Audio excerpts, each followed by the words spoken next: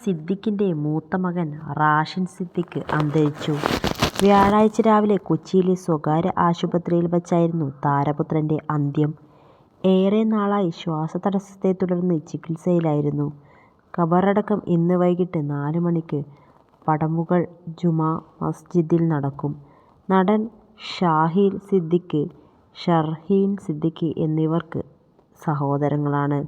ഭിന്നശേഷിക്കാരനായ സാപ്പി എന്ന് സ്നേഹത്തോടെ വിളിക്കുന്ന റാഷിന്റെ ജന്മദിനം കുടുംബാംഗങ്ങൾ ഗംഭീരമായി ആഘോഷിച്ചിരുന്നു. സാപ്പിയുടെ പിറന്നാൾ ആഘോഷ ചിത്രങ്ങളെല്ലാം തന്നെ സിദ്ദിഖ് സോഷ്യൽ മീഡിയയിൽ പങ്കുവച്ചിരുന്നു. ഭിന്നശേഷിക്കാരനായ റാഷിക്ക് കുടുംബം പ്രത്യേക പരിചരണം നൽകിയിരുന്നു.